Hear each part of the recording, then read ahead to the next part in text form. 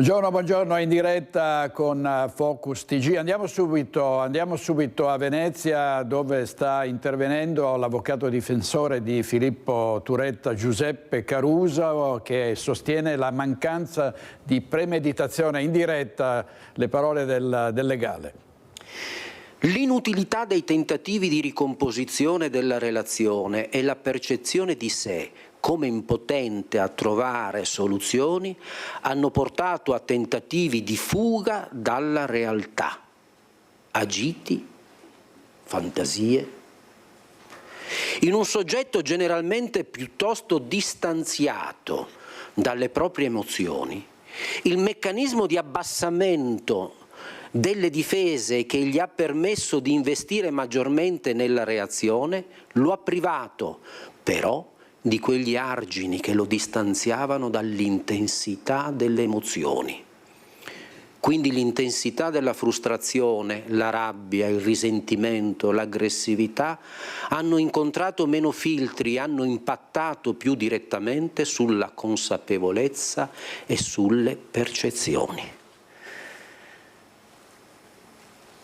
Questi sono stati di alterazione emotiva, sono stati emotivi e passionali. E sul punto vorrei dire due cose, a beneficio dei giudici popolari. Nel nostro ordinamento il legislatore del 1930, il legislatore fascista del 1930, ha escluso volutamente che le alterazioni emotive, le tempeste emotive, anche determinate dal legame sentimentale, potessero incidere in alcun modo sulla imputabilità. Che cos'è l'imputabilità? È la cosiddetta capacità di intendere e di volere. Ma non perché effettivamente l'amore, la passione non produca anche sul piano chimico gli stessi effetti delle patologie mentali, ma perché il legislatore non ne ha voluto sapere. Non ti permettere di chiedere la perizia o la consulenza psichiatrica se l'omicidio è un omicidio passionale. Perché la general prevenzione, cioè l'esigenza di non consentire agli avvocati abili, si diceva nel codice del 1889, di poter sempre sfruculiare su queste debolezze umane per poter spuntare dei risultati utili a favore dei propri assistiti, è inutile, io non ne voglio sapere, dice il legislatore. Gli stati emotivi e passionali, le tempeste emotive, le convulsioni emotive non ti verranno prese in considerazione ai fini della determinazione della capacità di intendere e di volere.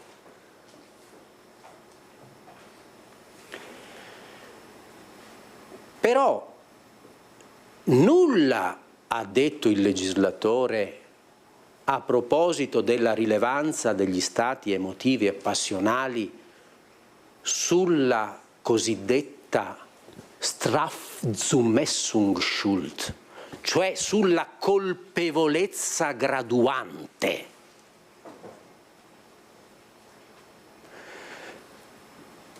L'imputabilità nel nostro ordinamento è un presupposto della colpevolezza. Cosa significa? Significa che non è sufficiente commettere un fatto con dolo e con colpa. È necessaria anche la rimproverabilità per aver tenuto il comportamento doloso o colposo. Il cleptomane che agisce e che ruba al supermercato perché è indotto da una forza alla quale non può resistere, è incapace non di intendere ma di volere, non può inibire la propria volontà, ruba con dolo, ma se viene accertato che quel dolo si innesta su una componente patologica, manca la capacità di intendere e di volere, l'imputabilità è quindi il presupposto della colpevolezza. Non puoi essere rimproverato per quello che hai fatto. Quindi colpevolezza fondante, incapacità di intendere e di volere. imputabilità. Con l'articolo 90, quando il legislatore ha affermato che gli stati emotivi e passionali non rilevano, sono neutri, lo ha fatto in relazione all'imputabilità, ma non al grado della rimproverabilità del fatto.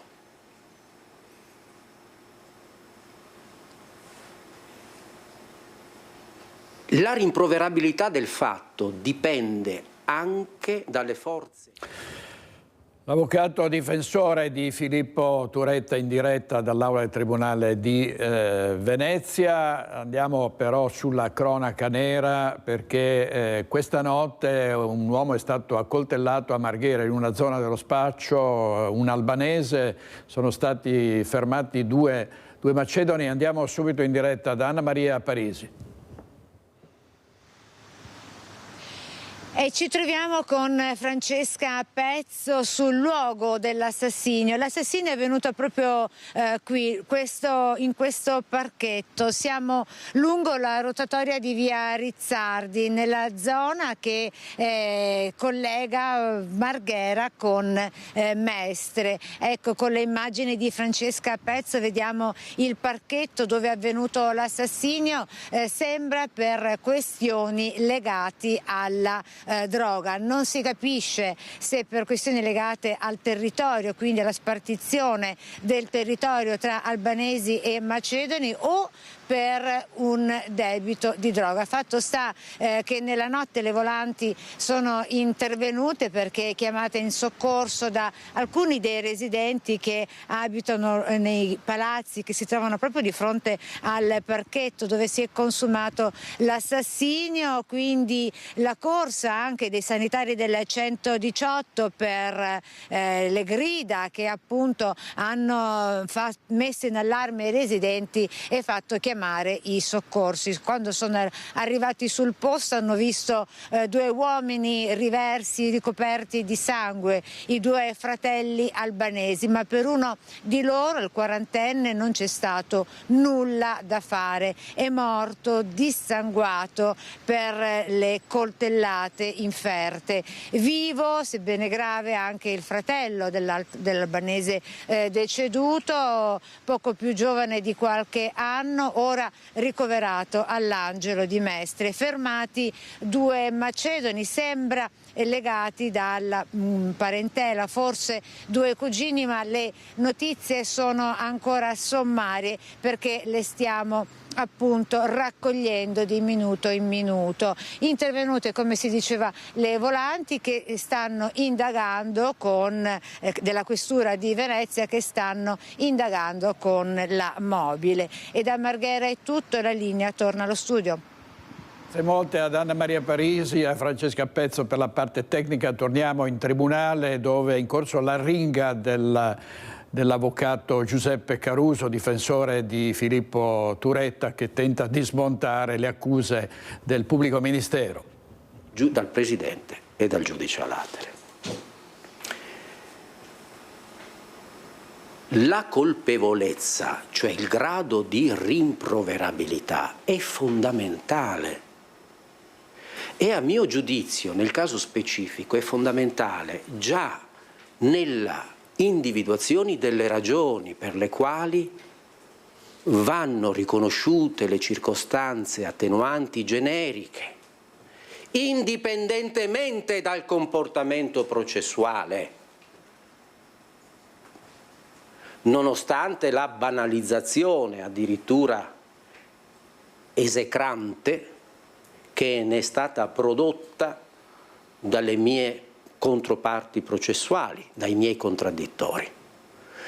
E quelle circostanze attenuanti generiche vanno valutate alla luce della personalità di Filippo Turetta.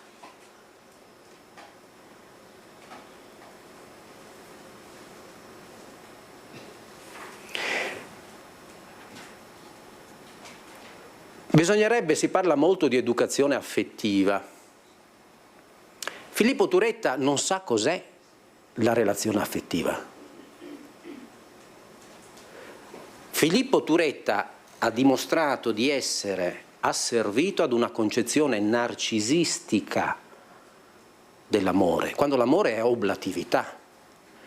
Secondo Freud, adesso non voglio ovviamente, ma secondo Freud l'amore è una cecità logica, cioè io mi innamoro perché idealizzo delle qualità dell'altro che io non ho. Nel momento in cui l'altro mi taglia fuori, mi taglia via,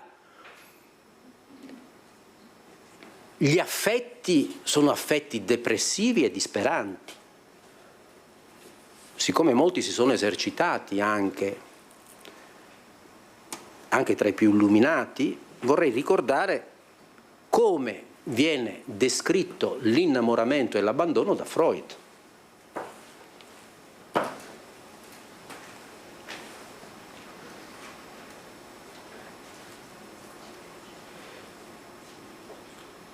Per capire la dialettica del transfer dobbiamo innanzitutto porre in rilievo questa condizione di povertà in cui il soggetto che ama si trova. Il soggetto che ama è libidicamente povero, mentre l'oggetto amato è ricco. Più l'uomo si sente piccolo e impotente, più il destinatario dell'investimento libidico viene ingigantito nella sua potenza sovrumana. L'oggetto amato genera alienazione, essendo come una sorta di idolo che deruba il soggetto delle sue proprietà. Non a caso, e qua è Freud definiva l'oggetto amato come il frutto della proiezione dell'io ideale del soggetto. Ti amo solo in quanto tu sei ciò che io vorrei idealmente essere. Per questo le separazioni possono essere veri drammi, momenti di atroce sofferenza. Quando perdiamo l'oggetto d'amore, quando l'altro va via, ci abbandona, ci tradisce, non perdiamo solo lui, perché andandosene via esso porta con sé anche un pezzo del nostro essere. Si tratta di una sorta di emorragia libidica. Senza l'altro siamo privi della coperta del nostro ideale. Cito, siamo ridotti allo scarto, alla merda, al disvalore. Clinicamente denotiamo questa condizione emotiva con il termine depressione.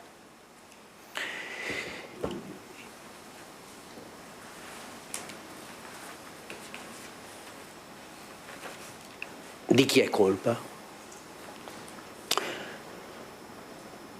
C'è un altro modo di intendere, di cui ha dimostrato di non essere capace Filippo, ed è un'impostazione della relazione amorosa attraverso un capovolgimento della dialettica marxiana operata da Alexander Kojève, per cui l'amore non è desiderio oggettivo di una res,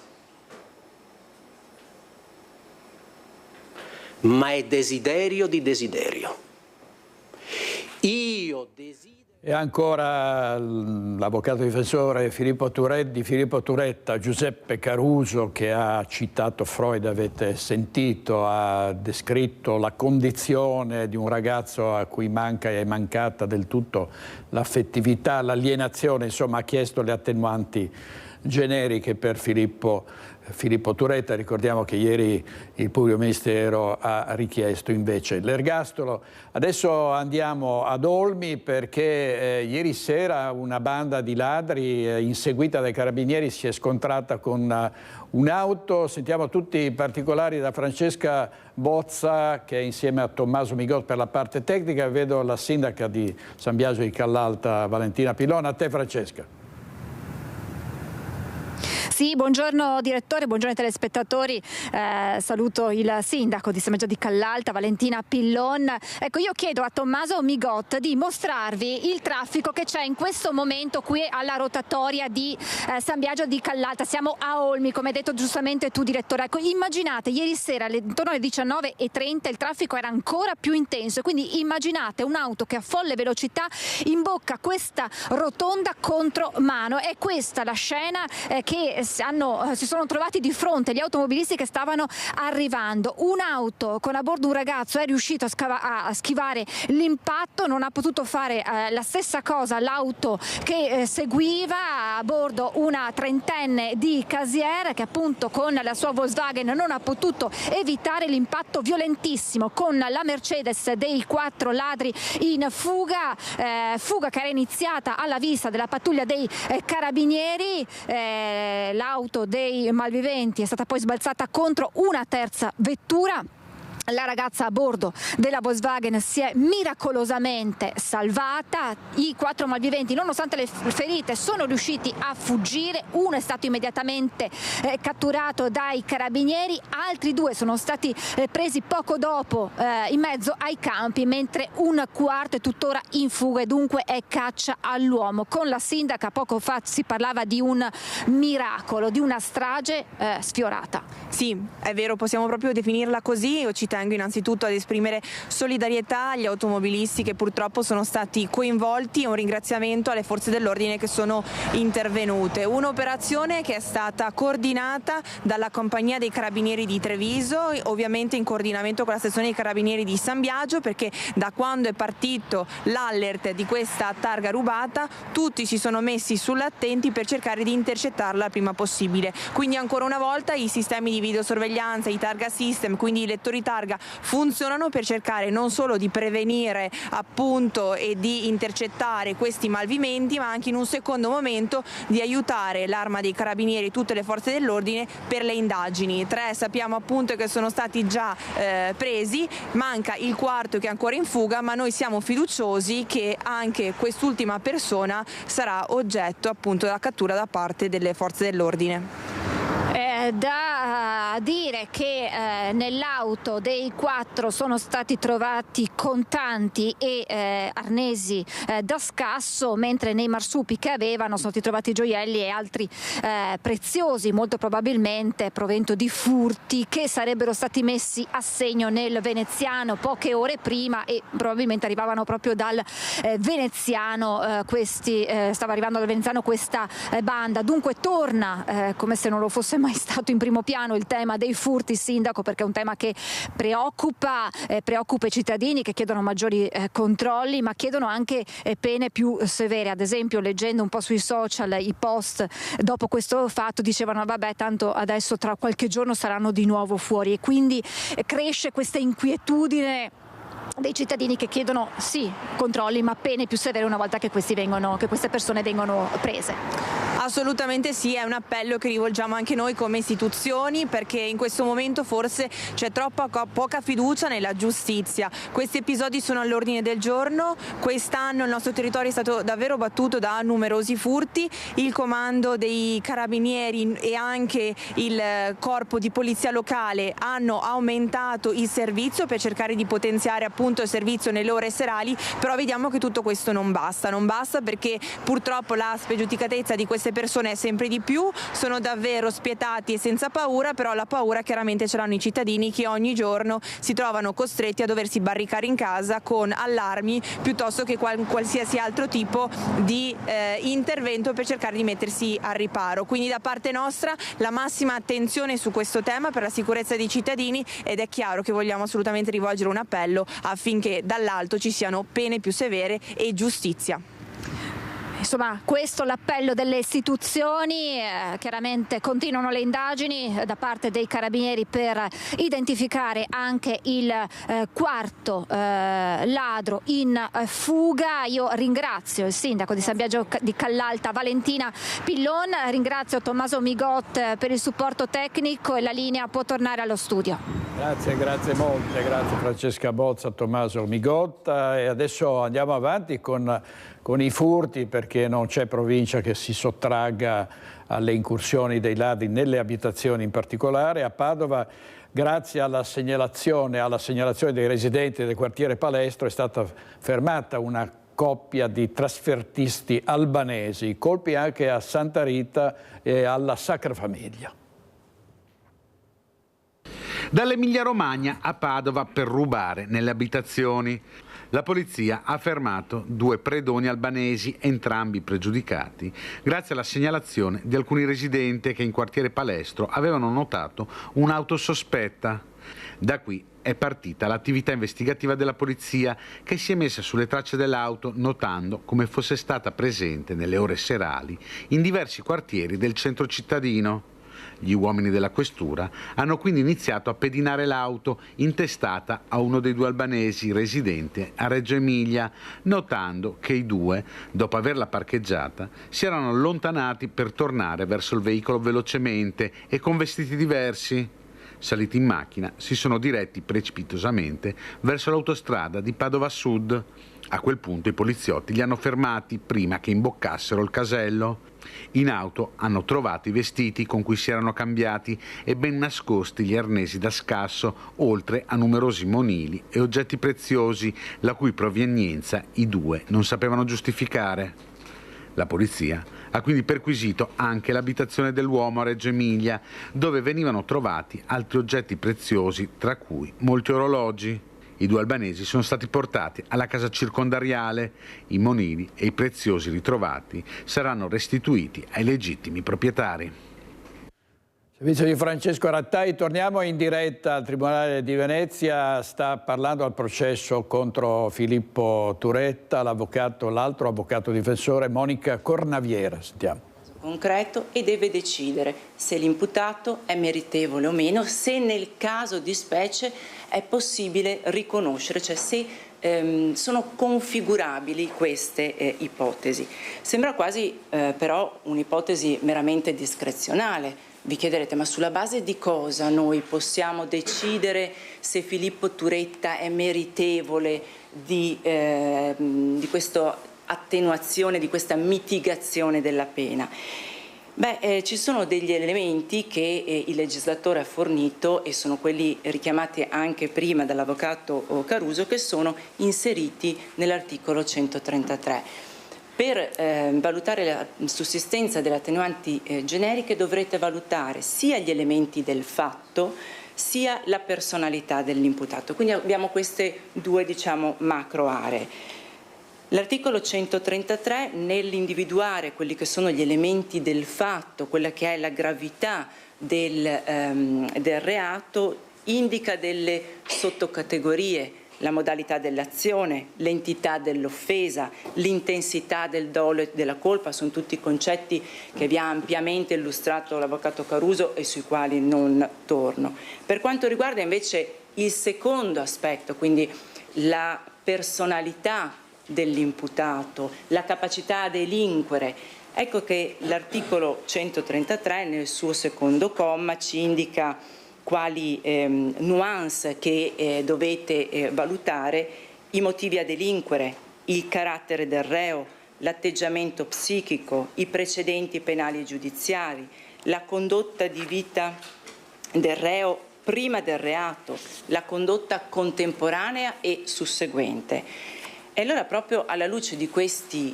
criteri, di questi binari all'interno del quale voi dovrete poi individuare la pena, io cercherò di verificare se vi siano degli elementi che, contenuti nel fascicolo che era del pubblico ministero ma che ora è il vostro fascicolo, se ci sono degli elementi che vi consentano di ritenere sussistenti le attenuanti generiche.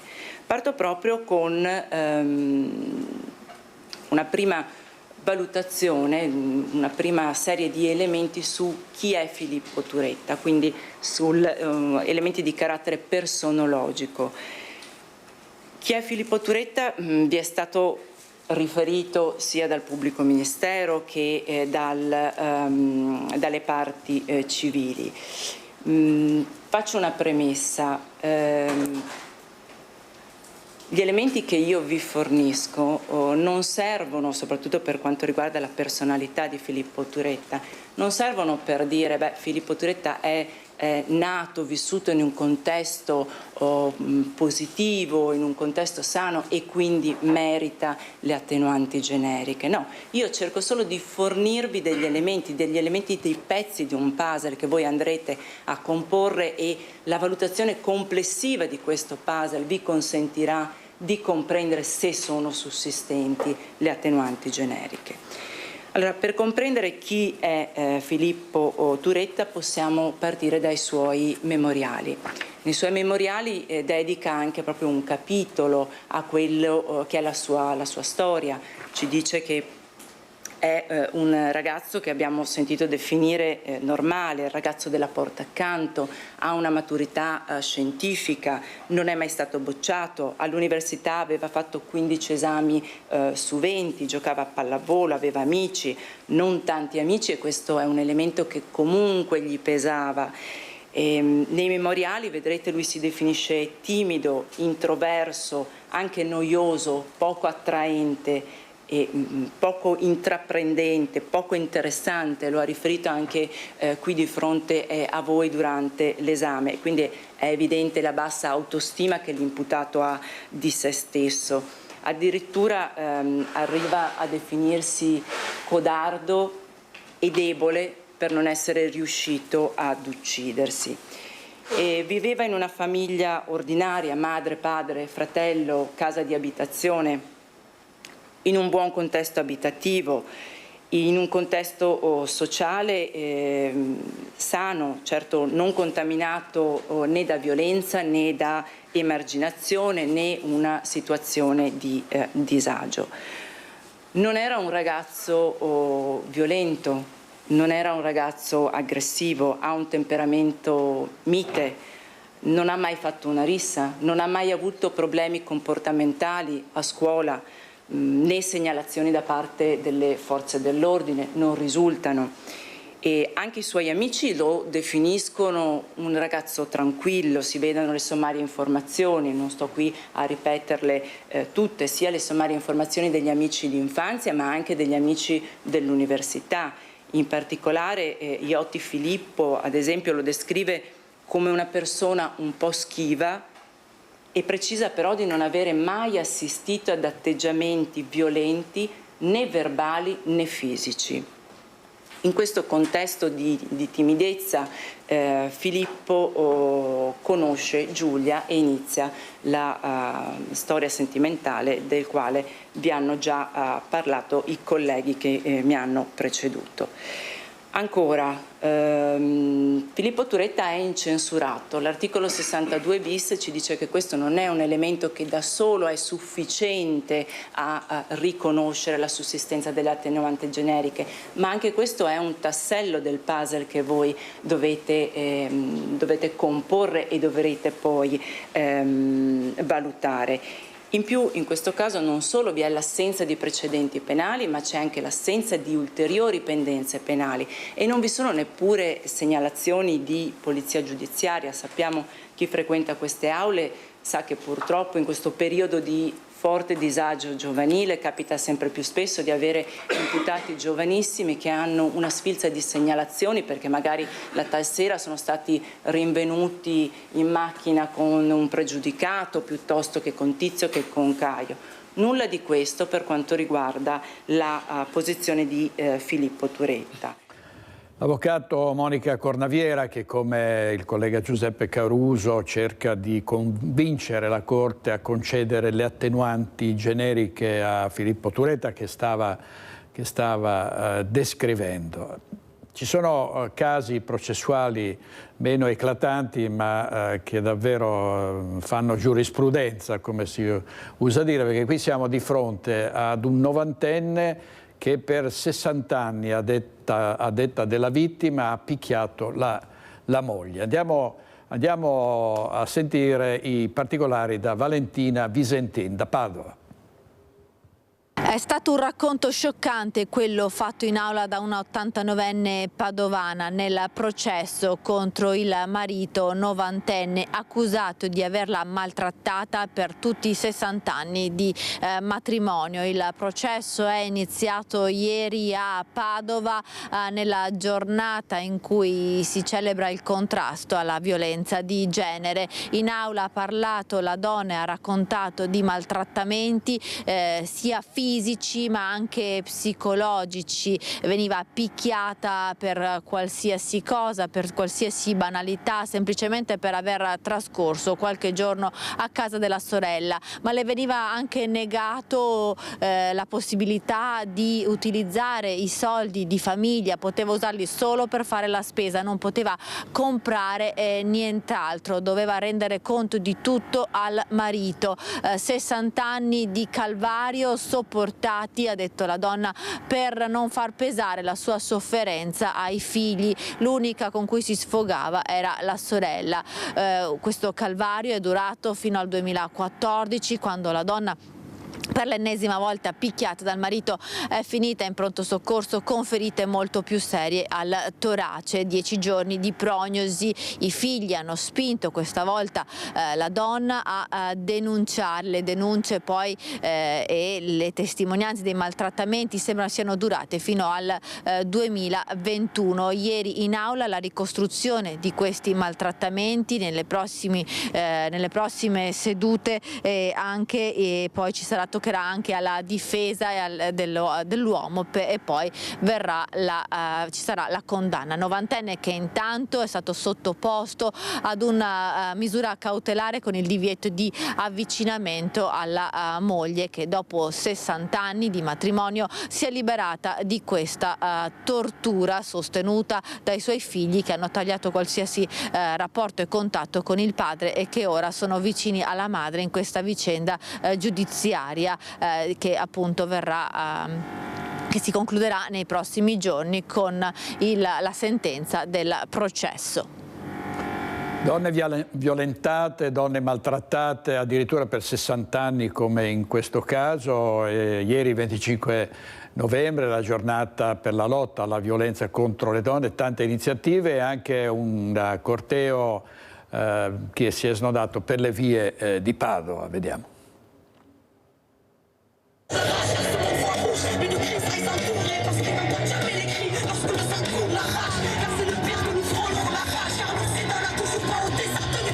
Un lungo corteo di ragazze e ragazzi ha percorso le strade della città per dare voce alle donne vittime di violenza, per alzare l'attenzione sul contrasto alla violenza di genere. A Padova in migliaia ieri sera hanno preso parte alla manifestazione organizzata dal collettivo Non Una di Meno.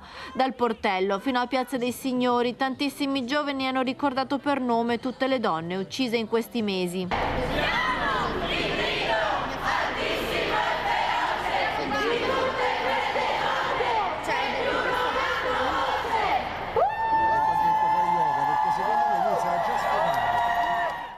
Contestato anche il ministro Valditara e le sue dichiarazioni fatte in occasione della presentazione della Fondazione Giulia Cecchettin.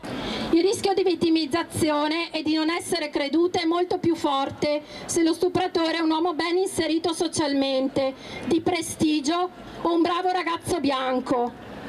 Il motivo è che lo stupro è fortemente connesso al potere ed è tollerato quando a stuprare non è un uomo ai margini della società o un immigrato. Questo governo cerca di mettere in atto una strategia mirata a spostare l'attenzione su altro. Un altro momento in ricordo di Giulia Cecchettin e di tutte le donne vittime di violenza si è svolto sempre ieri pomeriggio davanti a Palazzo Moroni, dove ha preso parte anche il sindaco di Padova Sergio Giordani, che si è unito ai cittadini che hanno fatto rumore in memoria delle vittime di femminicidio.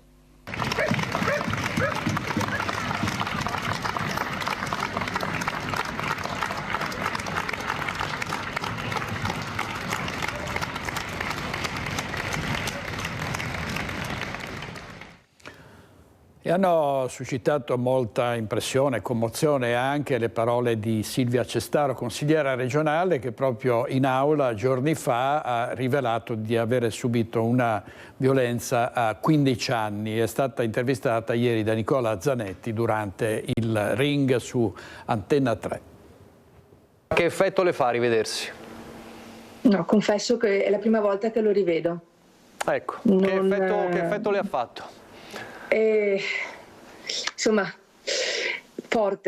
forte, perché io ho parlato con l'istinto, ho parlato con quello che sentivo dentro e anche forse con una esperienza di vita che non è solo quella personale, è tanto quella di amministratore e di tante cose che ho visto purtroppo in tutti questi anni e è un'esperienza che voglio condividere, ho voluto condividere perché mi rendo conto che molto spesso ci si approccia a questo tema difficile, complicato, estremamente complesso e variegato in maniera superficiale delle volte o comunque con stereotipi, no? con idee preconcette, e invece bisogna riuscire a riportare un po' sul piano della realtà un fenomeno che è terribile, presente, e l'ho detto anche in consiglio, in ogni ambito.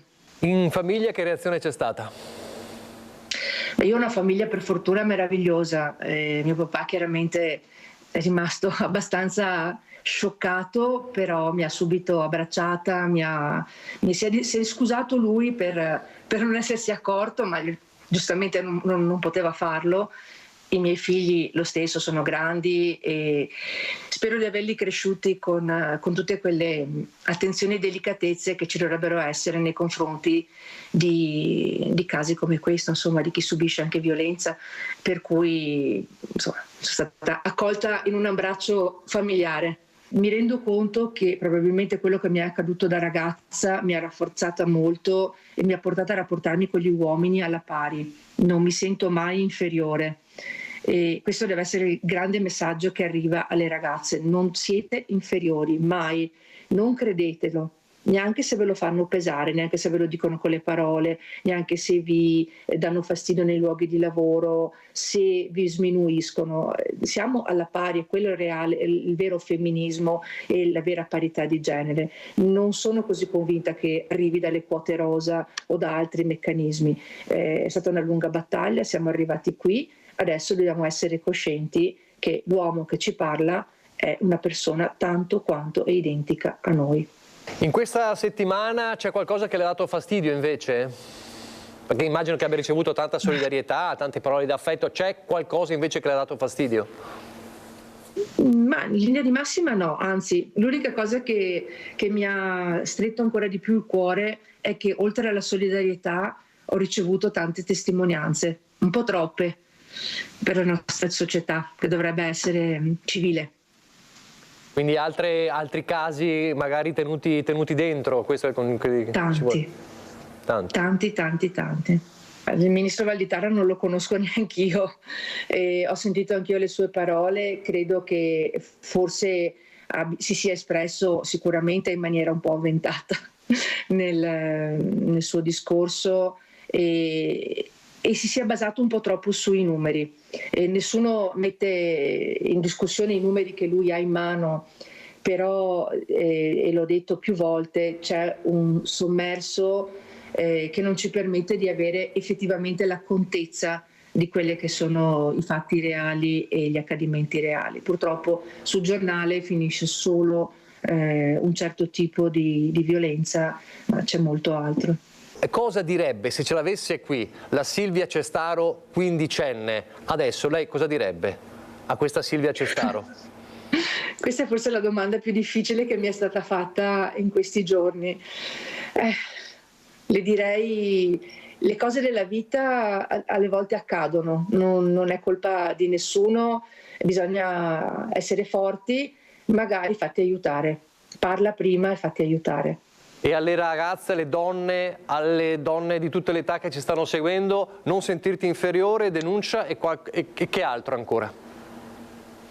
Sì, la prima è educare bene le tue figlie e i tuoi figli, perché il compito di una mamma, di una nonna, di una donna in generale è proprio quello di riuscire a trasmettere, forse per questa empaticità che contraddistingue in genere le donne, di riuscire a trasmettere proprio quell'etica, quei valori all'interno della famiglia, ma anche ai nipoti, ai figli delle sorelle, perché poi insomma la società è molto particolare e la famiglia tradizionale magari non esiste più, ma anche gli insegnanti, le donne insegnanti all'interno delle scuole, quindi donne dobbiamo essere noi le prime, poi speriamo che ci seguano anche gli uomini.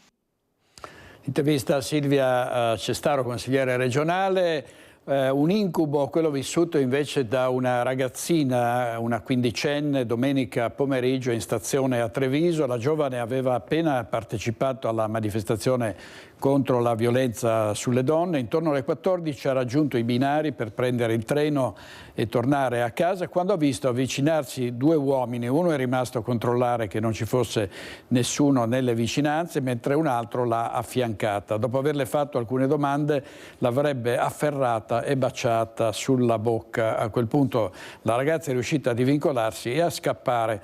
Una volta fuori dalla stazione ha chiamato i familiari, che l'hanno raggiunta e accompagnata negli uffici della Polfer, dove sono state subito visionate le telecamere che avrebbero immortalato i due uomini. Indagini sono in corso per rintracciare i responsabili.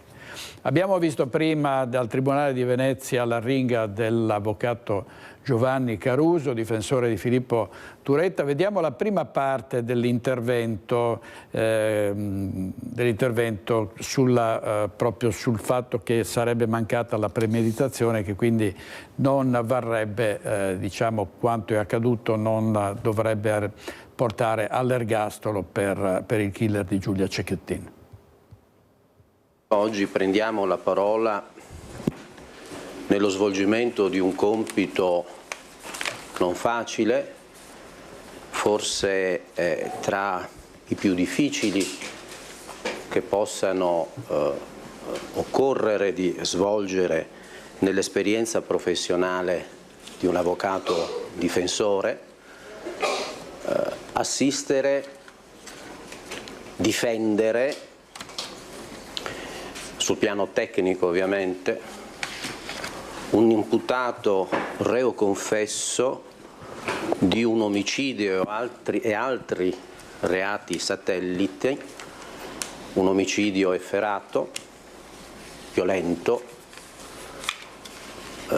un omicidio gravissimo, assistere un giovane ragazzo per aver ucciso una giovane ragazza, stroncandone non solo la vita fisica, ma quando si priva della vita una persona, la si priva anche dei ricordi, dei sogni, delle speranze, dei progetti, e la si priva di tutti i legami che la univano alle persone che la avevano amata, che l'avrebbero amata e che hanno riposto in lei le aspettative del futuro, le aspettative di un futuro radioso nel caso di Giulia Cecchettin. Svolgo una professione. Vittorio Gassman diceva che si dovrebbero avere due vite, una per provare e una per recitare. Io non so se nella seconda vita avrei recitato la professione dell'avvocato penalista, perché la professione dell'avvocato penalista è una professione controintuitiva. È controintuitiva.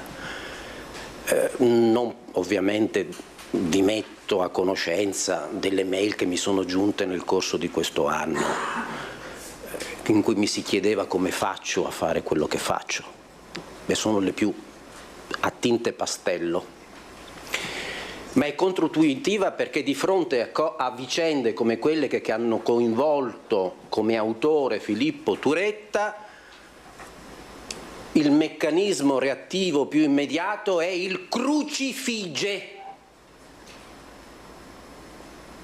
È il crucifigge. Vogliamo veramente pensare che sia la presunzione di non colpevolezza, di innocenza? Che sia la comprensione empatica di cosa può aver provato un omicida efferato come Filippo Turetta nel momento in cui sopprimeva le speranze, la vita, le aspettative di una ragazza meravigliosa come Giulia Cecchettin. Vogliamo pensare che la reazione a cortocircuito della comunità sia quella di dire ma fermiamoci un attimo, vi è una presunzione di innocenza. No. Allora, con quale spirito mi accingo a svolgere dopo un anno così faticoso il mio compito? Beh,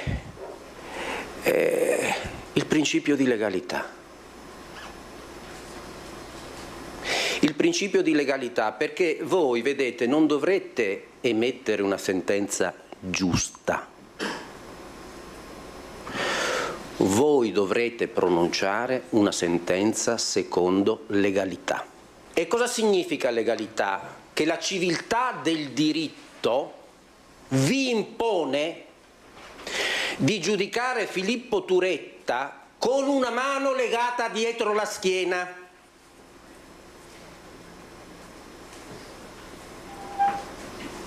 Con una mano legata dietro la schiena. La mano legata dietro la schiena che non corrisponde ovviamente alla legge del taglione. Si membrum ruptum sit, nicum eo pacit, talio esto. No. Siete voi già direttamente che dovete essere senza un braccio. Questa è la vera legalità, questa è la civiltà del diritto alla quale contribuirete, ancorché aveste in futuro ad applicare la pena massima prevista dall'ordinamento a carico di Filippo Turetta.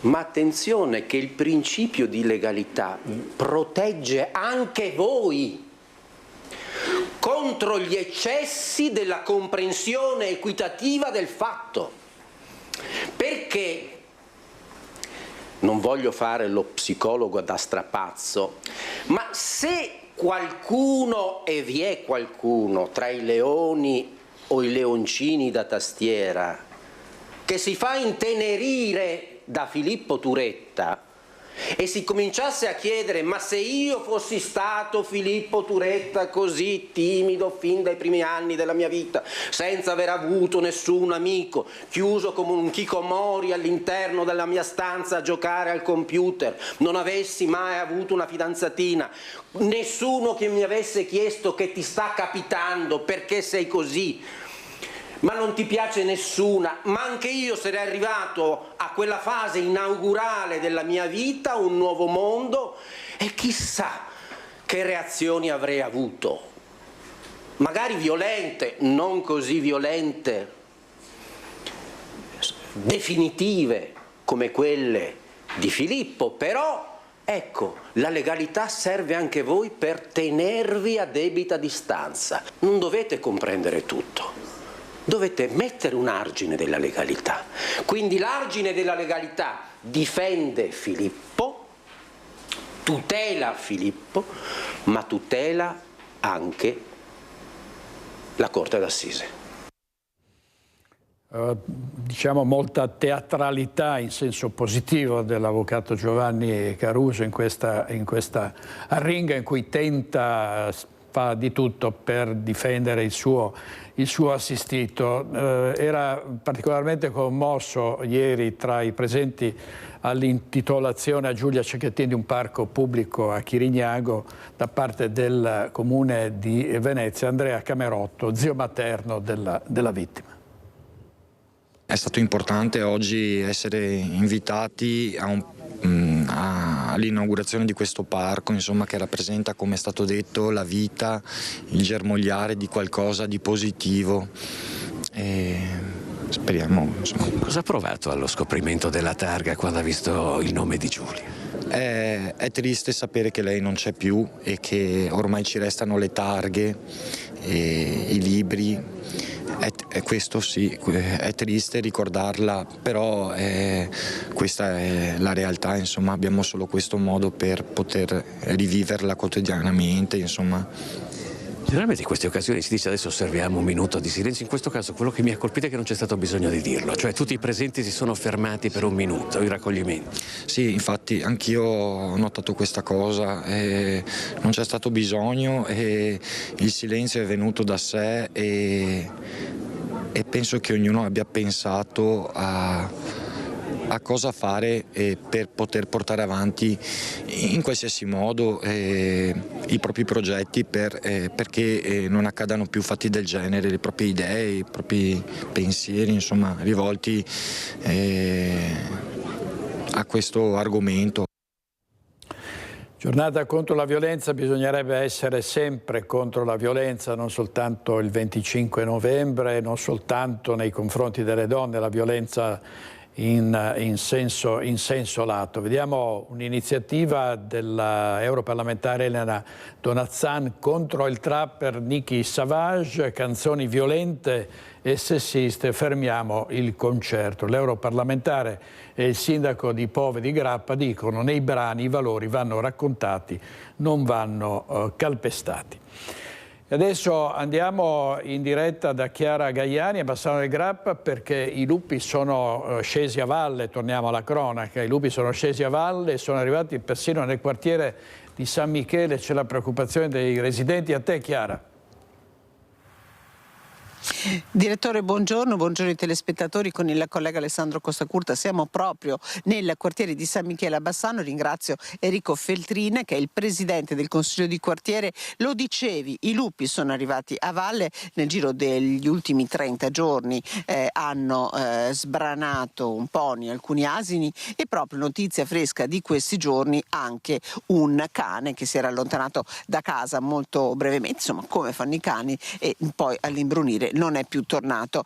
Ci raccontava ieri nel servizio che abbiamo realizzato il padrone di questo animale che c'è davvero paura ad uscire all'imbrunire. Lei questa paura ce la conferma, Presidente? Assolutamente sì, la paura dei cittadini di San Michele e non solo è a questo punto molto alta. Non si può praticamente più andare a passeggiare con i cani e andare a passeggiare da soli nelle ore serali e notturne perché veramente c'è un grosso pericolo.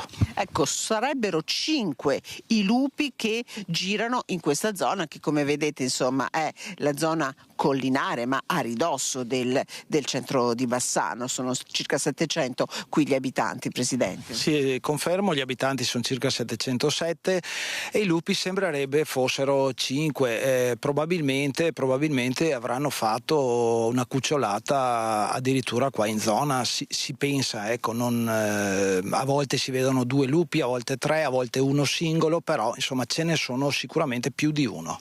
I primi avvistamenti qui sono iniziati durante l'estate, adesso che cosa avete intenzione di fare? Sì, ecco, i primi avvistamenti sono di luglio di quest'anno, è una cosa molto insolita perché solitamente i lupi in quel periodo stanno nell'altopiano, nelle parti più alte e appunto è stata una cosa molto molto insolita per noi e molto particolare. Adesso bisognerà sicuramente fare qualcosa perché non possiamo lasciare la situazione così com'è in essere e mi prenderò cura di parlarne prossimo intercomitato dei quartieri con tutti i presidenti degli altri quartieri per portare all'amministrazione una proposta da valutare sicuramente.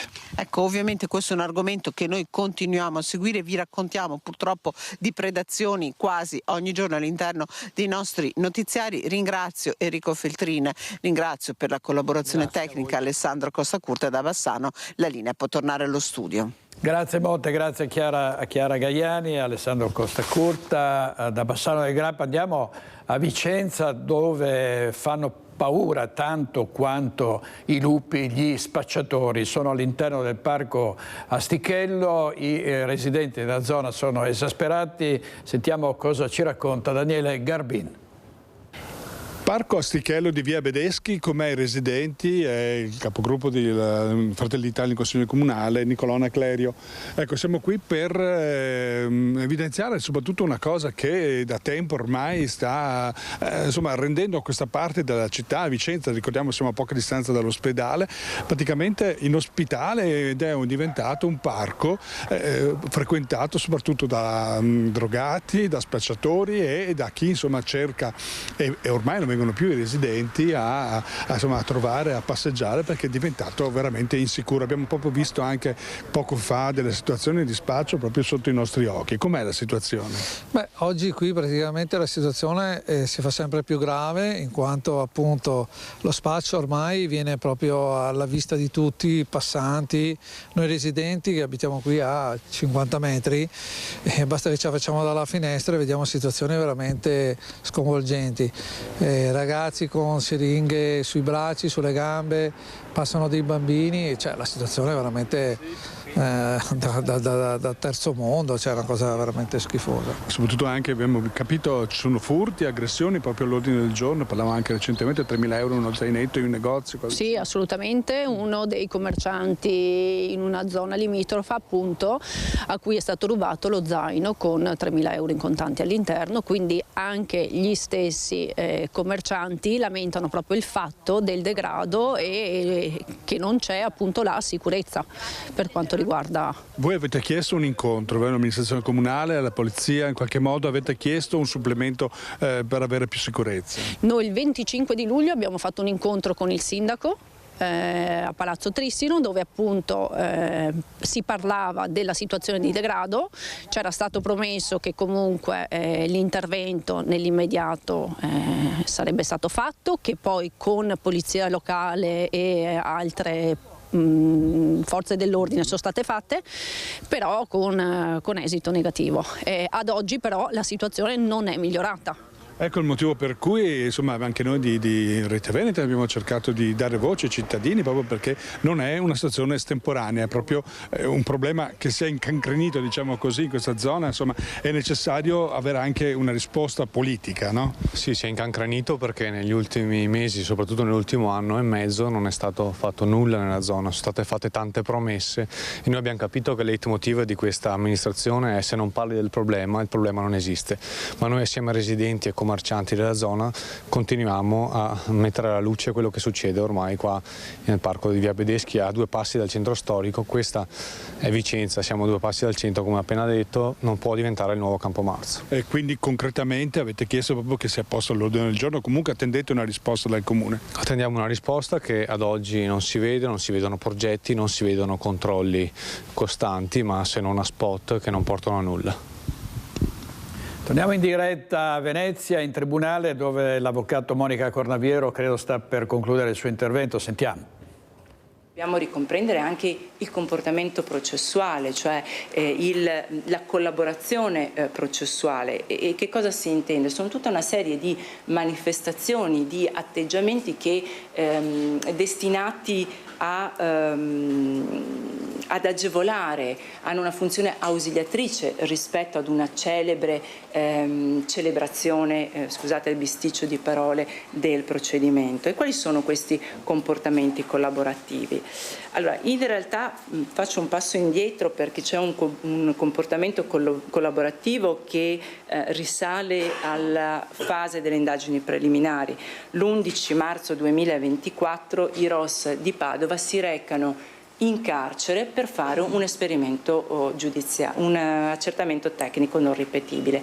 Perché? Perché hanno a disposizione il telefono, insomma tutte i software di Filippo Turetta, ma si sono accorti che moltissime app, ovviamente così come i social, sono coperti da password e quindi l'accesso è impedito, è reso più difficile dalla presenza di queste password. A seguito di un colloquio con i difensori, con i consulenti di parte e soprattutto con la collaborazione dell'imputato, ci si è resi conto che l'imputato ovviamente non era a conoscenza, non si ricordava tutte le password. Io sfido chiunque di voi a ricordarsi tutte le password dei nostri apparati informatici, ma aveva un'applicazione Keeper all'interno della quale aveva segnato tutte le password. Ebbene, anche questa applicazione però ovviamente era coperta da una protezione che era il dato biometrico, quindi l'impronta digitale. L'imputato si è reso disponibile a fornire la sua impronta digitale, tant'è che i ROS sono andati in carcere, abbiamo fatto questo accertamento tecnico, è stato aperto il telefono di Filippo, non è stato così facile, ma insomma ve la faccio breve, alla fine si è riusciti ad aprire questa app, questo Keeper, all'interno del quale i ROS hanno potuto poi fotografare, quindi riprendere tutte le password di accesso di tutte le app, i social, qualsiasi software di Filippo, utilizzato da Filippo Turetta.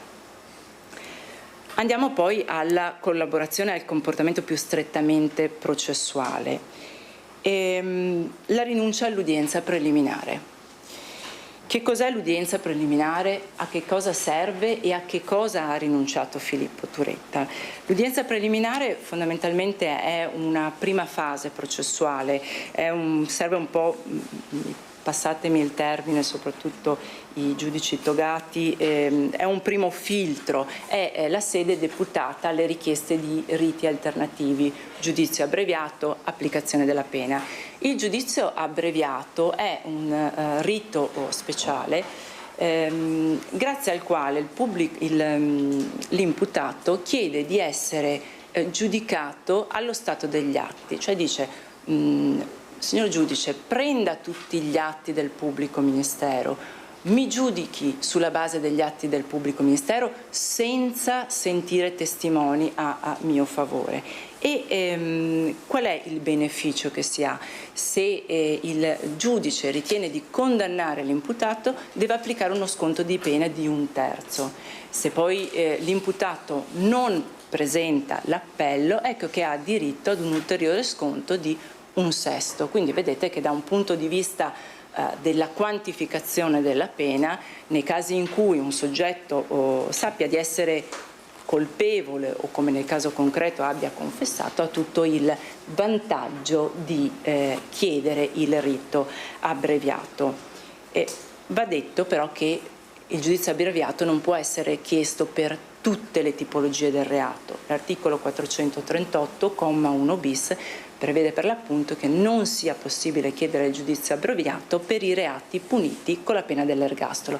E allora mi chiederete, visto che tra le contestazioni vi è anche l'omicidio aggravato che è punito con la pena dell'ergastolo, ergo Filippo Turetta non ha rinunciato proprio a nulla perché non aveva diritto a richiedere il giudizio abbreviato. In realtà non è così, perché in sede di udienza preliminare l'imputato tramite i suoi difensori avrebbe potuto sollevare questioni di legittimità costituzionale sull'articolo 438, comma 1 bis, e vi garantisco che l'avvocato Caruso era più che pronto a presentarla. In più dobbiamo ricordarci che Filippo Turetta non è indagato, imputato solo per l'omicidio di Giulia Cecchettin, ma c'è anche il sequestro di persona, viene contestato anche il porto abusivo di coltelli, di armi e viene contestato anche l'occultamento di cadavere. Questi 3 reati non sono puniti con l'ergastolo e quindi in relazione a questi 3 reati l'imputato avrebbe potuto chiedere il giudizio abbreviato. Anche L'avvocato Monica Cornaviero, che cerca, come il collega Giovanni Caruso, di convincere la Corte a concedere le attenuanti generiche a Filippo Turetta. Andiamo in pubblicità, torniamo, sentiremo ancora la ringa della difesa e poi ovviamente altre notizie, altri collegamenti. A tra poco, state con noi.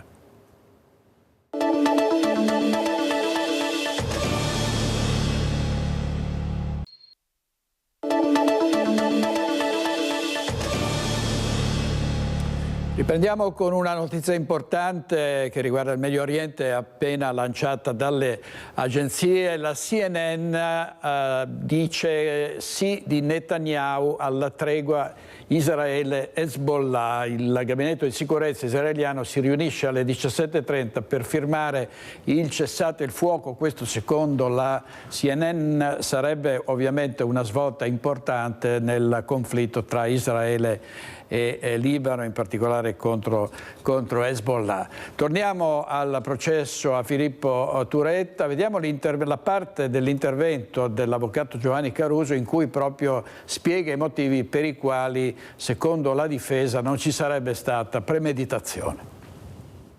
Io nella mia testa ho ipotizzato di fare questa cosa, che avrei di rapirla in macchina insieme a me, per poi allontanarci verso una località. E poi soprattutto pagina 21. Pubblico Ministero, quindi è corretto quello che ha scritto nel memoriale? Fino a quel momento lei era indeciso? Sì. Poteva succedere come no? Sì. Pubblico Ministero, ancora più avanti, pagina sempre 21. Bene, allora le chiedo, qual era l'epilogo della fine della serata che lei si era immaginato e che determinava questa indecisione? Imputato Turetta, non so se ho capito, provo a rispondere, cioè non lo so, non avevo immaginato un epilogo, non lo so, sarebbe andata come sarebbe andata, non so. Pagina 22, sarebbe dipeso un po' da me, dal momento, da un po', non so, comunque ho scritto un po' in quel momento, un po' sarebbe dipeso ovviamente da me e dalla mia indecisione sul come fare comunque una cosa del genere. Avvocato Caruso, io questa volta gli domando, quindi lei aveva ipotizzato un futuro con Giulia? Perché uno che premedita l'omicidio, si reca, la uccide, poi aveva ipotizzato un futuro con Giulia ulteriore rispetto al sabato in una parte della sua potenziale previsione o rappresentazione dei fatti. Imputato Turetta, cioè adesso sì, cioè non lo so, non lo escludevo, però anche questo era incerto, non so. Poi in quel momento lì mi vivevo il pomeriggio per stare bene con lei, eccetera, il rapporto tra di noi era senza pensare al resto. E poi soprattutto, prego Filippo, sì, cioè io durante quel momento, siamo al sabato tragico, pagina 63, io durante quel momento lì, che eravamo in macchina appunto in quel parcheggio, io stavo pensando se fare quello per cui avevo fatto la lista, quindi rapirla, eccetera. E stavo pensando a questo e così le ho anche, però comunque era una cosa su cui ero un po' insicuro, perché io comunque, la cosa che volevo in quel momento era più di tutte tornare insieme e quindi continuare ad avere un rapporto con lei. Memoriale, e poi lascio ai giudici popolari e ai giudici togati di rileggere queste parti. Pensai quindi di rapirla e sequestrarla. Questo è il pensiero che fa e che non ha rivelato nel corso del primo interrogatorio davanti al pubblico ministero. Con me eventualmente se le cose non fossero migliorate nel periodo successivo. Non era un qualcosa a cui pensavo a una data certa, a un momento preciso. Lo avevo pensato per un futuro momento, in cui mi sarei sentito di farlo, in cui avessi ancora mantenuto l'intenzione. In quel momento, nella mia testa, non era qualcosa di definitivo. Questa non è premeditazione. Questa non è premeditazione, di diviso diametralmente opposto invece il pubblico ministero, che tra le prove della premeditazione ha portato l'elenco del materiale, il coltello, le forbici, il nastro adesivo, quant'altro che Turetta aveva stilato diversi giorni prima del rapimento. Aggressioni, ovviamente, a parte questi sono casi e sono processi che faranno storia, ma poi ci sono le aggressioni quotidiane anche ai danni delle conducenti dei mezzi di trasporto pubblico. Sentiamo.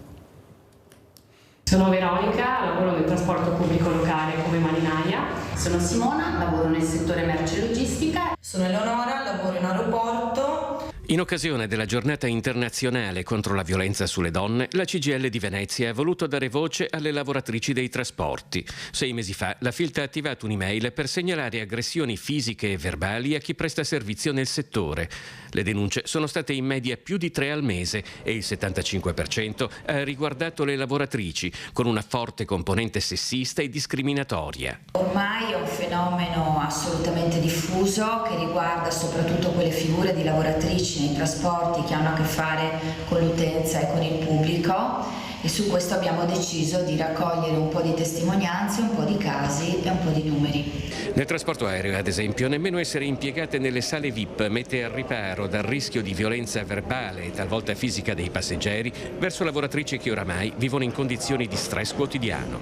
Gli insulti e le aggressioni che avvengono nei loro confronti sono per la maggior parte di matrice sessista e sminuiscono la loro professionalità. Le lavoratrici sono ormai assuefatte al fenomeno e quindi è molto difficile che denuncino. Tra i clienti che si lamentano, ad esempio nel settore della logistica, c'è chi usa un tono diverso a seconda del sesso dell'interlocutore. Quando si tratta di donne riguardano la sfera sessuale e riguardano la messa in discussione di professionalità e di competenza delle colleghe.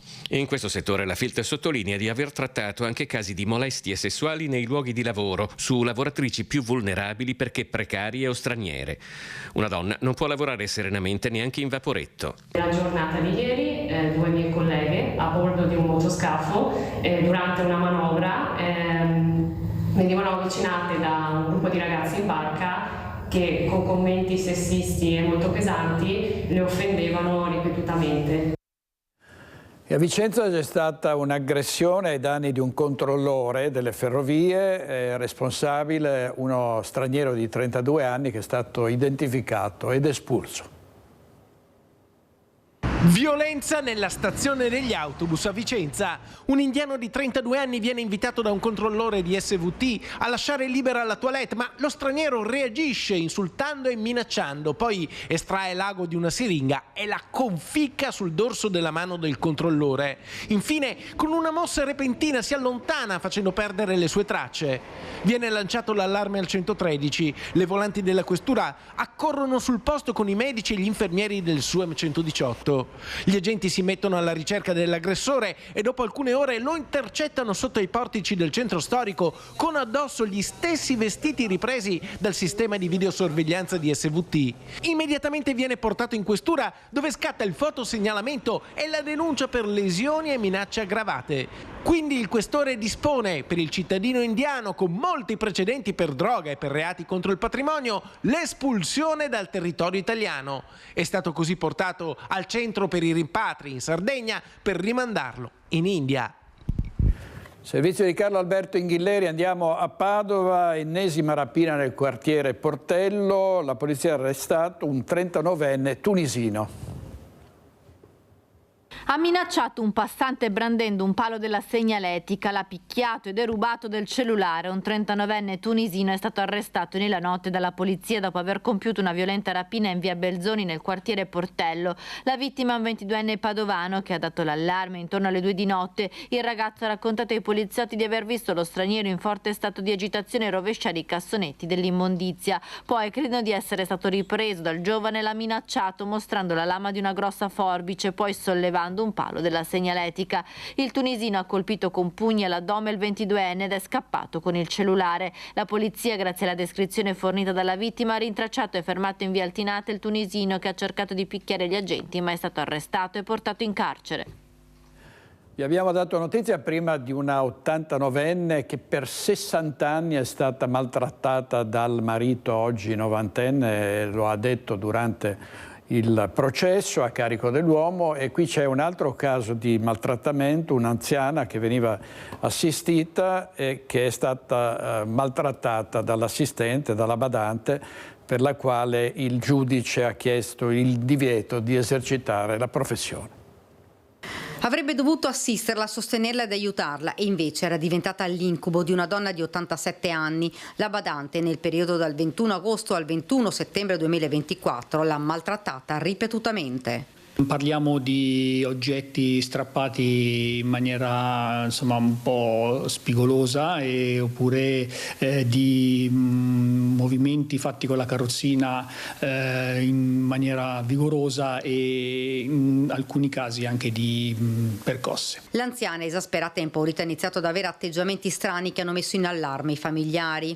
Aveva cambiato umore ed era diventata chiusa, non parlava più. Questo le ha indotte a posizionare delle telecamere all'interno della loro abitazione, che hanno ripreso la badante, l'assistente, in atteggiamenti quanto mai ruvidi nei confronti dell'anziana. Immediata la denuncia da parte delle figlie ai carabinieri, che hanno iniziato a controllare la donna straniera. Le indagini, condotte attraverso dichiarazioni testimoniali e filmati di videosorveglianza privata, hanno permesso di raccogliere gravi elementi di responsabilità nei confronti della donna 49enne. Nel pomeriggio di sabato i carabinieri di Roncade hanno dato esecuzione a un'ordinanza di misura interdittiva del divieto di esercitare alcune professioni nei confronti della donna. Il provvedimento, emesso dal GIP del Tribunale di Treviso il giorno precedente su richiesta della Procura, è scaturito da un'indagine avviata in seguito ad una denuncia querela presentata il 21 settembre 2024. L'appello dei carabinieri: questo episodio sottolinea l'importanza di vigilare sulle condizioni delle persone più fragili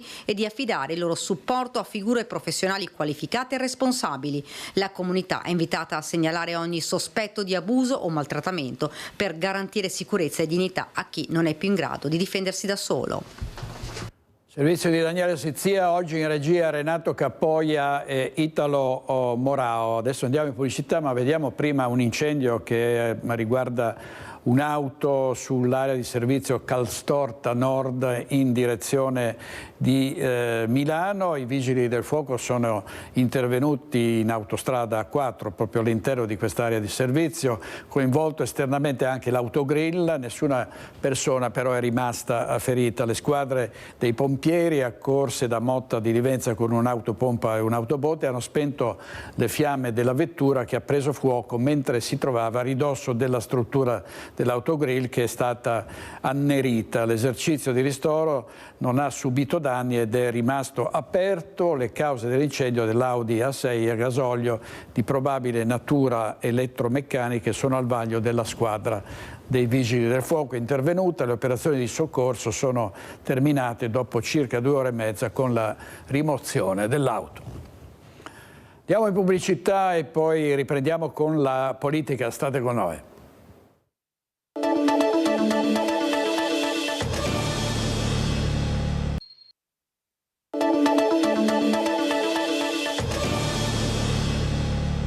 La Lega in Veneto in subbuglio dopo le parole di Salvini, che avrebbe detto a Zaia che la prossima presidenza della Regione del Veneto spetterebbe a Fratelli d'Italia. Sentiamo cosa ha detto tra gli altri anche il vice segretario regionale della Lega, Riccardo Barbisani.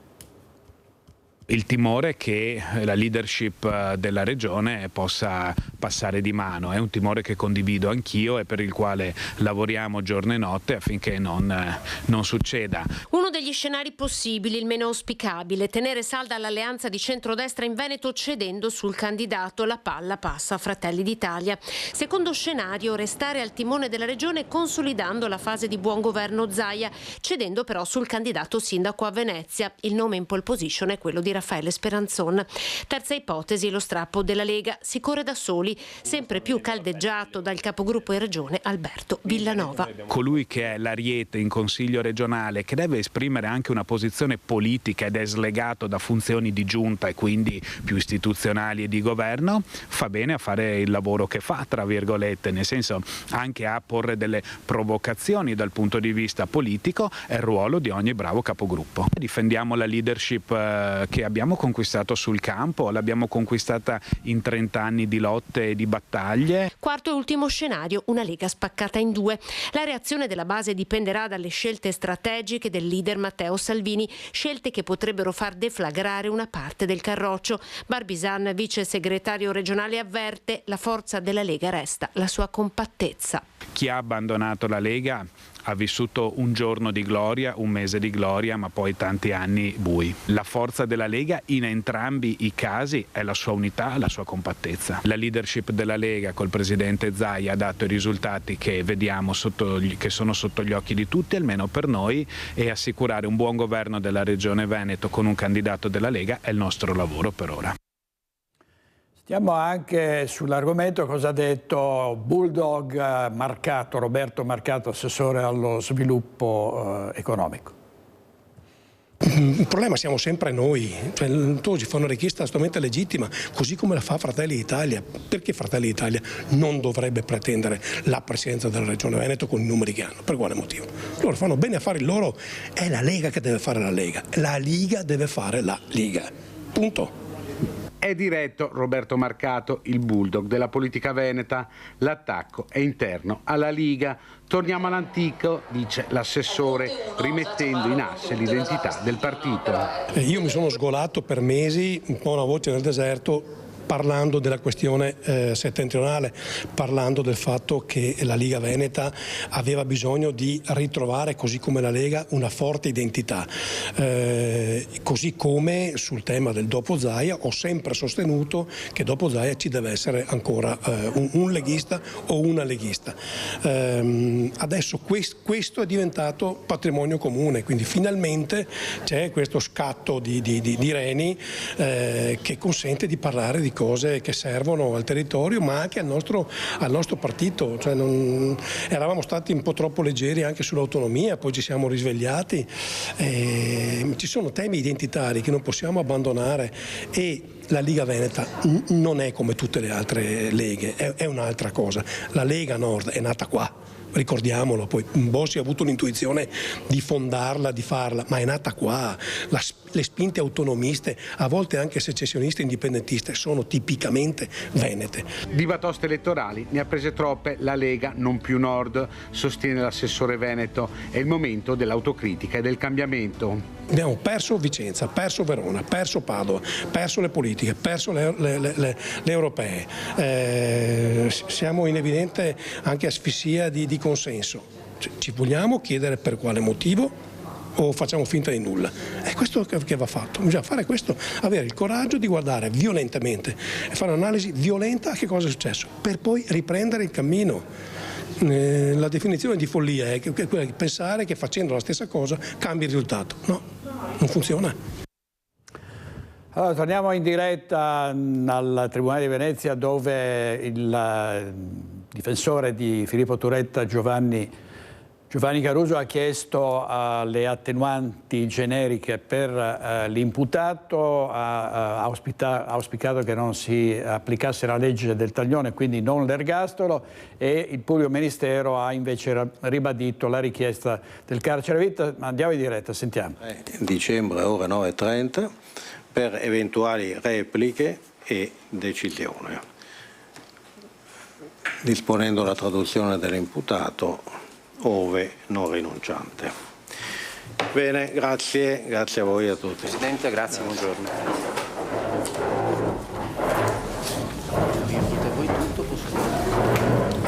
Avete sentito il Presidente della Corte Stefano Manduzio rimandare all'udienza del 3 dicembre, quando ci sarà la sentenza.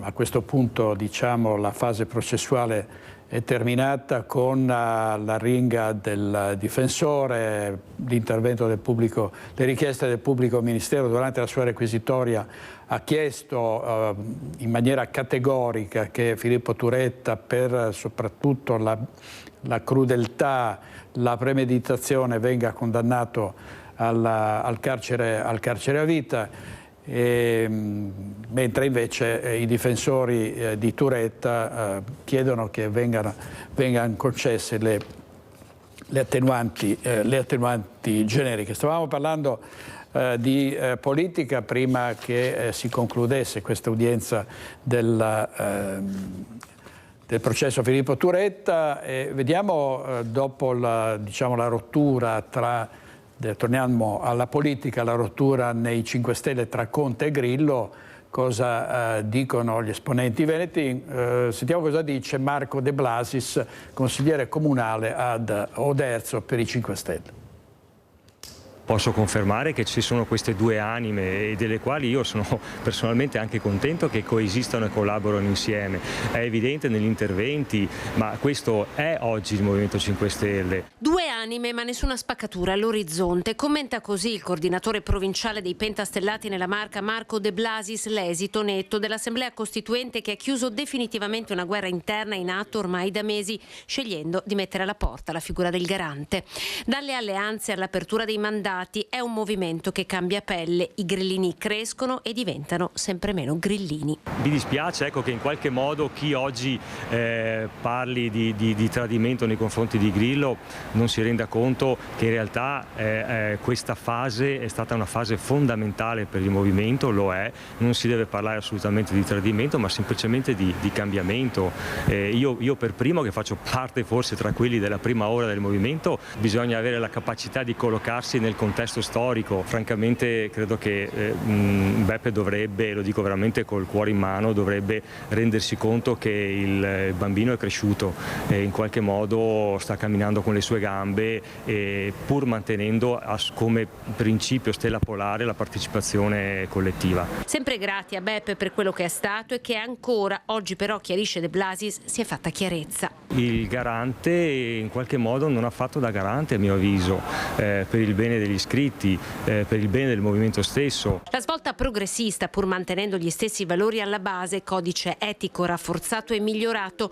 A Conegliano si sta creando un gruppo nuovo territoriale con una 60ina di iscritti. La collocazione oggi è più precisa e identitaria. Movimento non disposto, lo dice chiaramente De Blasis, a stringere alleanze solo per accumulare voti. Vedi Partito Democratico. Quello che è stato, oggi dobbiamo usare le armi che abbiamo, ma per difendere gli stessi principi, gli stessi valori di allora. Ora pronti a costruire un'alternativa credibile anche per il Veneto. I programmi ci sono, è necessario trovare un candidato che faccia sintesi. Servizio di Anna De Roberto, da parte sua Grillo ha chiesto che venga ripetuta la votazione e ha detto il simbolo è mio e quindi farò di tutto per non concederlo a Giuseppe Conte e al suo nuovo partito.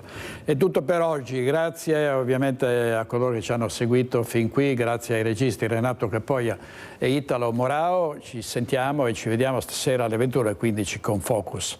Buona giornata.